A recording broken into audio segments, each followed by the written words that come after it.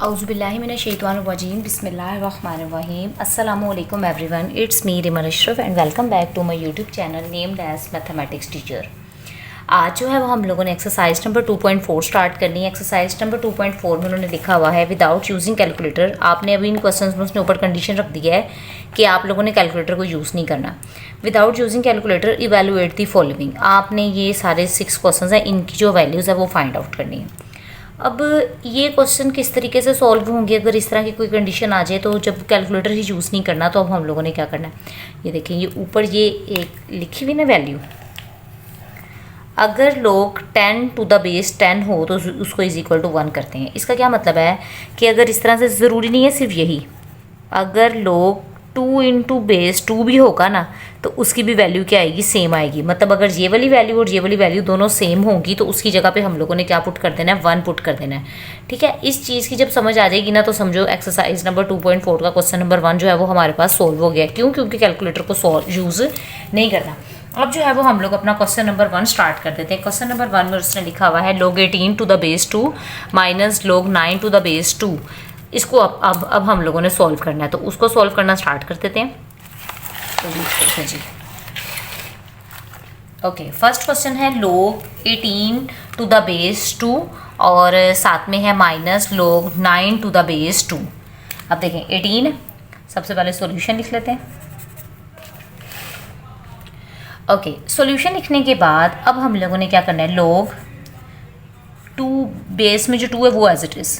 अब 18 का जब एलसीएम लूँगी, 18 का एलसीएम लूँगी तो 2 9 18, 3 3 9 एंड 3 1 3, तो क्या आ जाएगा 2.3 का स्क्वायर, ये वैल्यू आ जाएगी हमारे पास।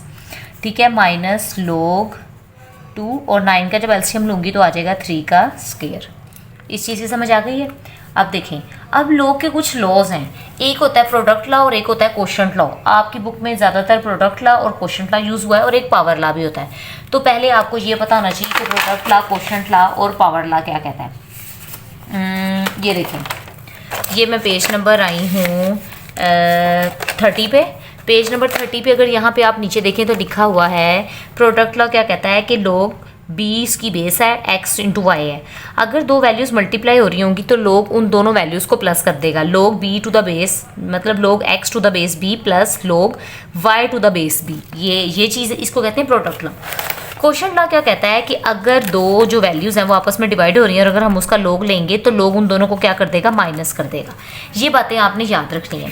और आगे पावर लॉ भी है। पावर लॉ जो नेक्स्ट क्वेश्चन में आएगा फिर मैं आपको तब बताऊंगी, या अभी यूज़ होना है इसमें भी। चलो यहीं से देख लेते हैं। अगर कोई चीज़ जैसे लोग, इस तरह से मैं इधर आपको बताती हूँ, जैसे अगर लिखा हो ना लोग 3 की पावर में 2 हो तो ये पावर लॉ के अकॉर्डिंगली जो पावर होगी ना वो लोग से पीछे आ जाएगी, 2 पहले आ जाएगा, आगे लिख देंगे लोग 3। ये बातें आपने याद रखनी है, इसे कहते हैं पावर लॉ कहते हैं। अब हमारे पास जो ये 3 लॉज हैं ये बेसिकली हमारे पास यूज़ हुए हैं। एक था प्रोडक्ट लॉ, दूसरा था क्वोशंट लॉ और तीसरा है पावर लॉ। अब हम लोगों ने इनको यूज़ करना है। ठीक है, तो अब यहाँ पे देखें, अब ये दो वैल्यूज़ मल्टीप्लाई हो रही हैं। यहाँ पे 2 का स्क्वायर नहीं आना, जस्ट 2 1 है। लोग 2 मल्टीप्लाई बाय 3 का स्क्वायर है। अब यहाँ पे हम लोगों ने कौन सा लॉ लगाना है, बाय अप्लाइंग प्रोडक्ट लॉ। क्या लगाएंगे, बाय अप्लाइंग प्रोडक्ट लॉ। अब प्रोडक्ट लॉ हम लगाने लगे, वो क्या कहता है, लोग 2 टू द बेस 2, आगे मल्टीप्लाई है ना तो इसका मतलब है कि प्लस आ जाएगा। लोग 2 3 का स्क्वायर, बेस जो है वो 7 एज इट इज़ आ जाएगी, माइनस, अब इसमें भी इसको भी ऐसे रहने दें, माइनस लोग 2 और 3 का स्क्वायर, ये एज इट इज़ आ जाएगा। अब ये हम लोगों ने लिख लिया। अब हम लोगों ने यहाँ पे लगाना है पावर लॉ। ये देखिए 3 का स्क्वायर है ना, जब स्क्वायर आएगा तो वो फिर उसमें पावर लॉ लगेगी। स्क्वायर आ जाए, क्यूब आ जाए, डजेंट मैटर, लेकिन ये कि जब पावर आ जाएगी तो फिर उसमें पावर लॉ लगेगा। क्या लगाएंगे, बाय अप्लाइंग पावर लॉ। अब हम इसका पावर लॉ लगाने लगे। ये इसके ऊपर कोई भी पावर नहीं है, ये एज इट इज़ लोग 2 टू द बेस 2 प्लस ये जो पावर है ये लोग से पहले आ जाएगी, 2 लोग 2 टू द बेस 3 माइनस 2 लोग 3 टू द बेस 2। ठीक है, अब ये देखिए, ये प्लस लोग 2 और 3 है, माइनस 2 लोग 3 टू द बेस 2। दोनों वैल्यू सेम है, एक वैल्यू प्लस में एक वैल्यू माइनस में, ये दोनों कट गए। ठीक है, अब क्या बच गया, लोग 2 टू द बेस 2।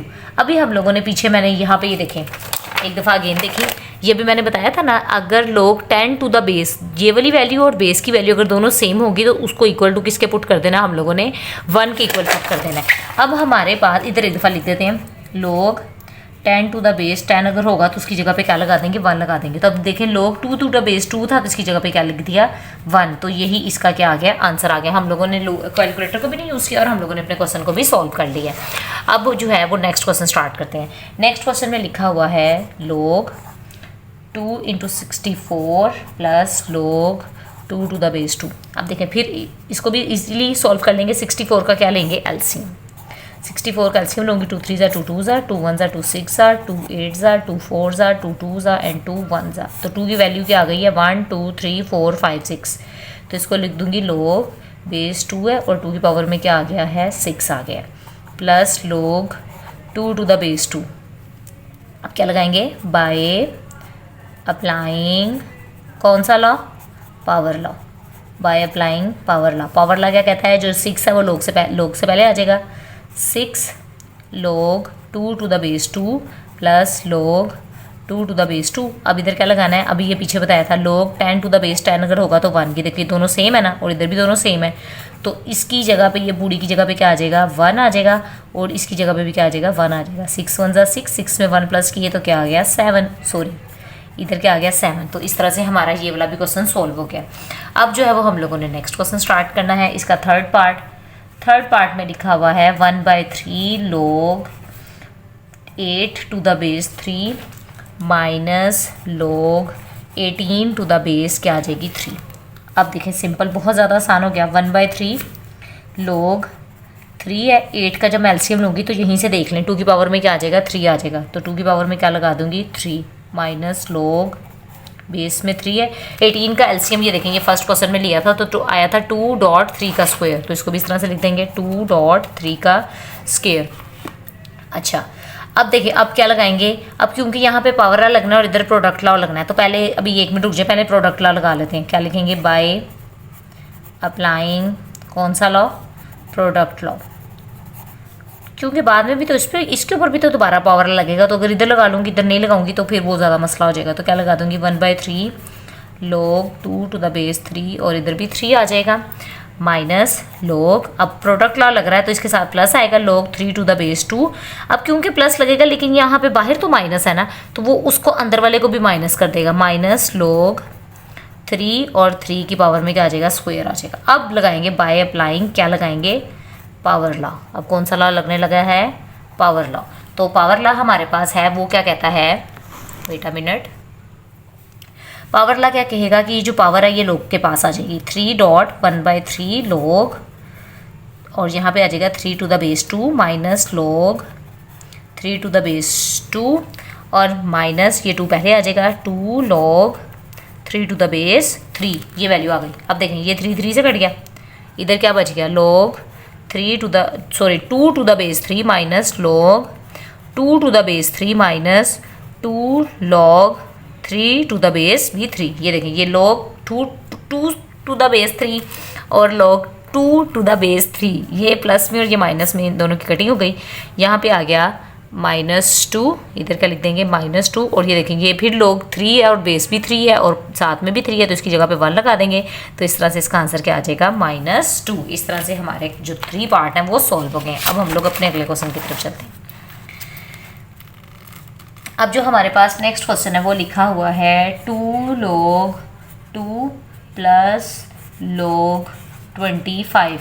अगर बेस में कुछ नहीं ना लिखा होता तो उसका मतलब होता है कि बेस में 10 है, ये बात भी आपने याद रखनी है। अगर इधर बेस में कुछ भी नहीं लिखा होगा तो आपने इसका मतलब ये होगा कि आपने यहाँ पे क्या पुट कर देना है, जो है वो 10 पुट कर देना है, ठीक है। अब इसको आपने इस तरह से लिख देना है लोग, क्योंकि ये तो सॉल्व ही नहीं होगा, 10 टू द बेस 2 प्लस लोग, अब ये 25 है ना, 25 का मतलब क्या होगा, 5 का स्क्वायर, क्या आ जाएगा 5 का स्क्वायर।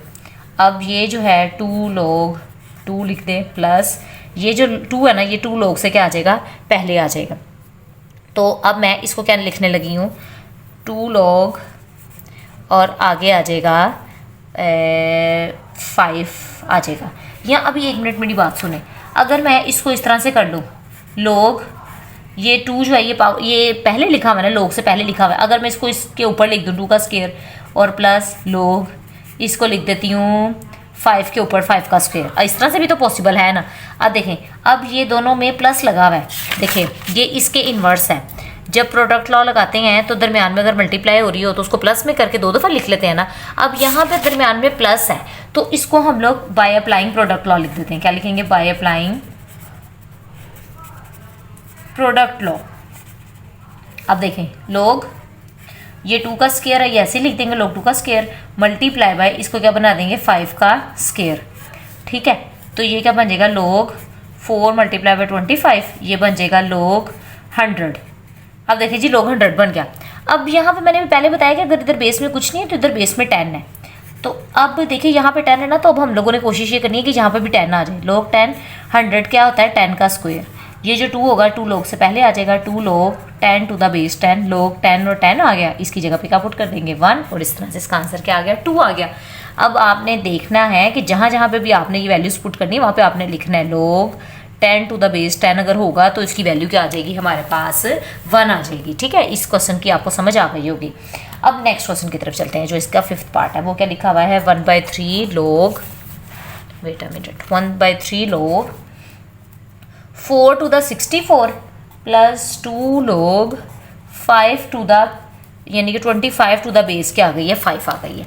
अब देखें, साफ समझ आ रही होती है, जो बेस में लिखा होगा ना आपने कोशिश ये करनी है कि आपने अगली वाली वैल्यू को उसकी बेस बना देनी है। ये देखें 1/3 लोग 4 है ना, तो जो 64 होता है ना वो 4 का क्यूब होता है। ये देखें 4 मल्टीप्लाई बाय 4 मल्टीप्लाई बाय 4, 4 4 ज़ार 16, 16 4 ज़ार 64, तो इसको लिखते हैं 4 की पावर में 3 लिख दिया, प्लस 2 लोग, अब देखिए यहाँ पे बेस 5 है ना, इधर 25 है, 25 का एलसीएम लेंगे तो 5 का स्क्वायर आ जाएगा।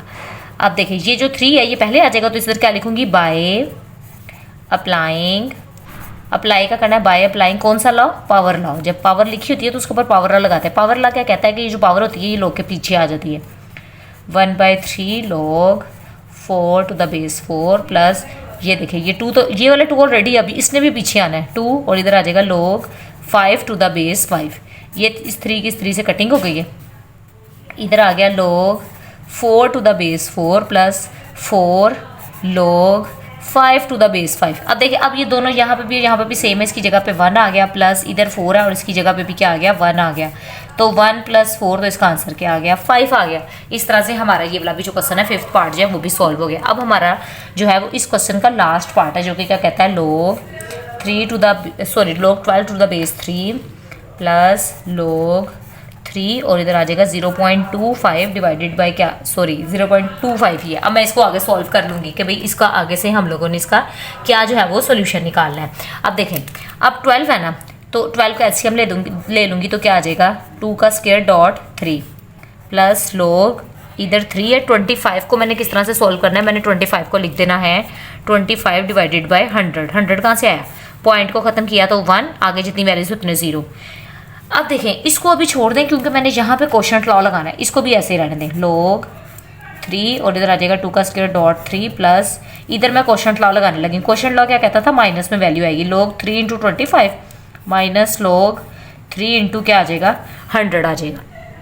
ठीक है, इस बात की समझ आ गई होगी। अब देखें, अब ये जो है ना इसको आगे हम लोगों ने जो है मज़ीद सॉल्व करना है। वो किस तरह से करेंगे, ये देखें लोग 3 और 2 का स्क्वायर प्लस लोग 3 टू द बेस भी 3 आ गई, प्लस आगे लोग 3 एज इट इज़, ये 25 का लिख देंगे 5 का स्क्वायर। ठीक है, माइनस लोग 3 और 100 को लिख देंगे हम लोग 10 का स्क्वायर लिख देते हैं। 100 को मैं क्या बना देती हूँ 10 का स्क्वायर बना देती हूँ। इस तरह से भी तो पॉसिबल है ना।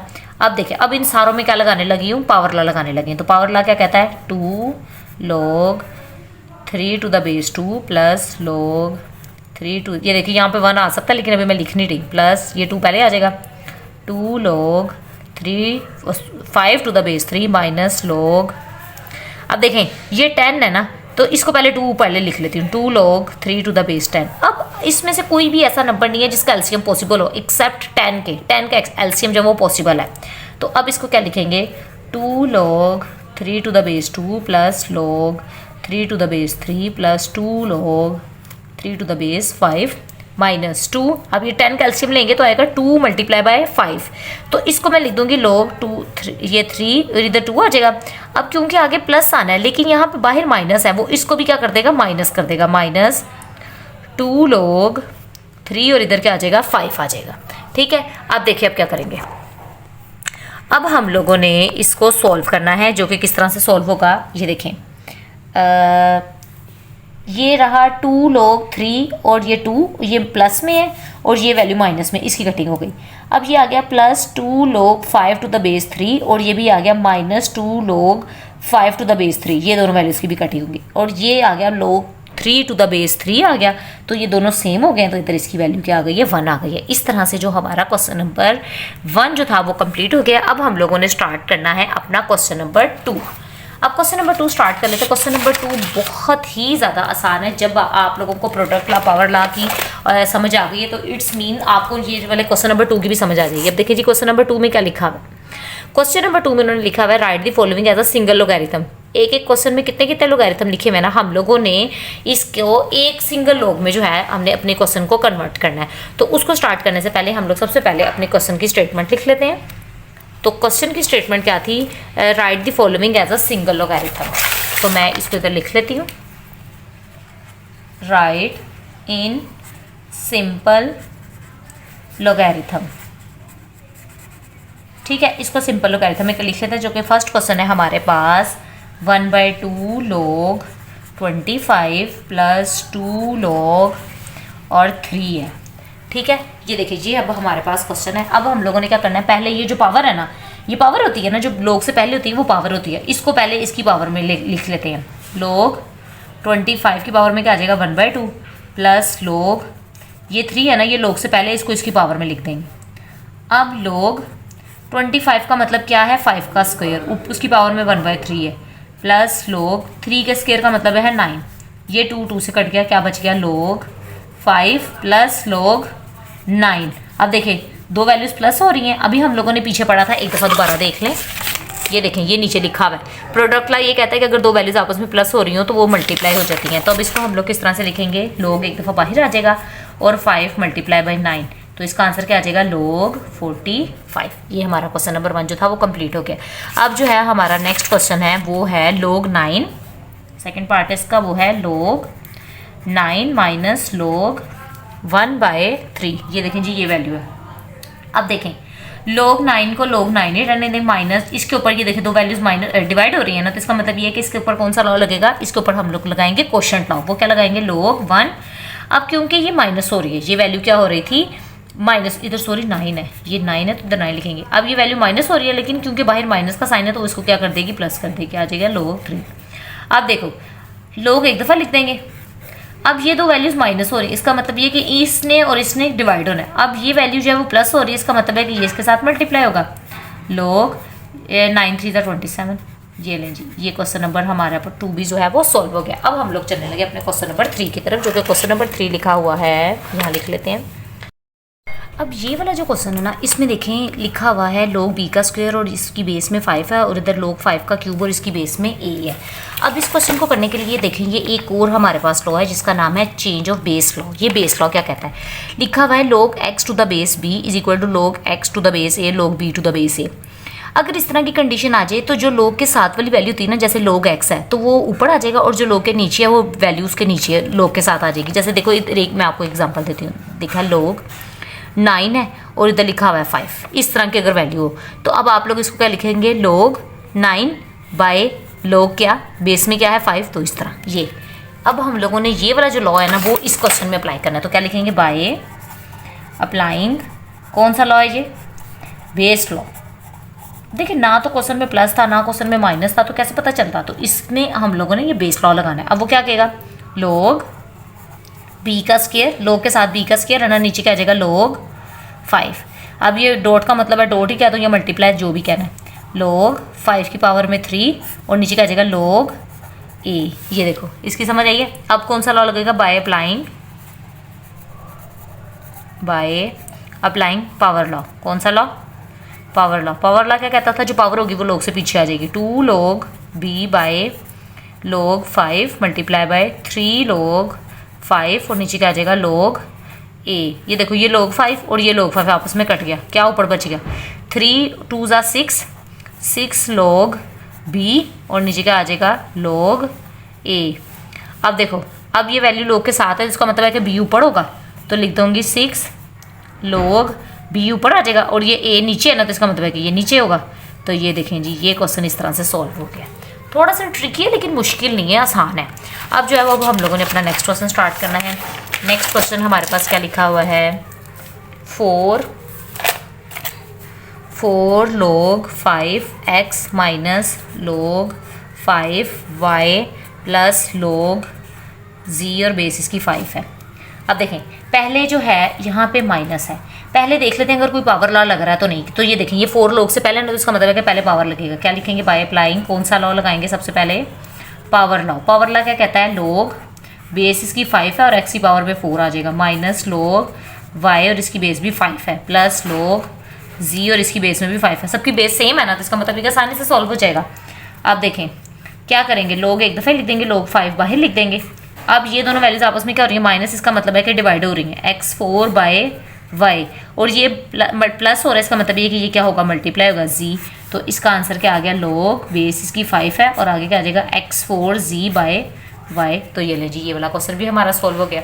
अब हम लोग इसके नेक्स्ट पार्ट की तरफ चलते हैं, जो कि था एक क्वेश्चन जब वो बीच में स्किप हो गया, वो दोबारा कर लेते हैं। ये 4th पार्ट है और ये था 5th पार्ट। 5th पार्ट मैंने पहले कर दी है, तो क्या लिख देंगे 2 log 3 to the x to the base 3 plus log 3 और ये इसकी y वैल्यू है। अब देखें फिर ये जो log है, log से पहले वैल्यू, इसको क्या लिख देंगे log 3 और x की पावर में ये log से पहले, तो इसका मतलब है कि इसकी पावर में आ जाएगा प्लस log बेस 3 और आगे y लिखा हुआ।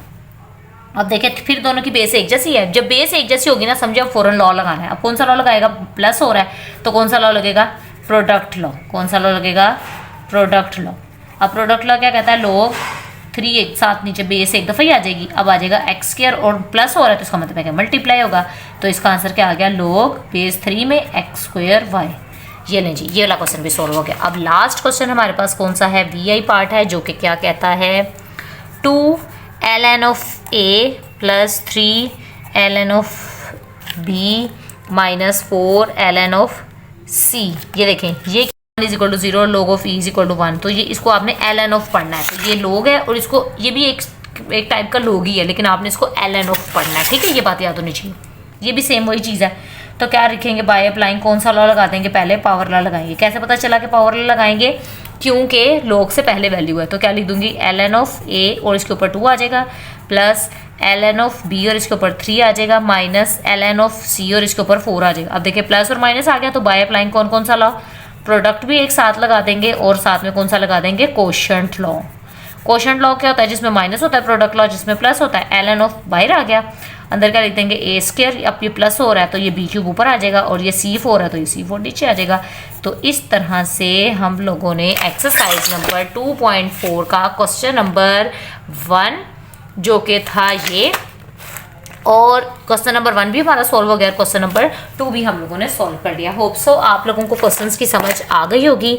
अगर आप लोगों को क्वेश्चंस की समझ आई है, जो कि हम लोगों ने क्वेश्चन नंबर 1 और साथ में क्वेश्चन नंबर 2 स्टार्ट किया था एक्सरसाइज नंबर 2.4 का, आप लोगों को समझ आई है, तो आप लोगों ने मेरे चैनल को लाइक भी करना है, सब्सक्राइब भी करना है और कमेंट बॉक्स में जो ना समझ आए वो पूछ भी लेना है। अल्लाह हाफिज़।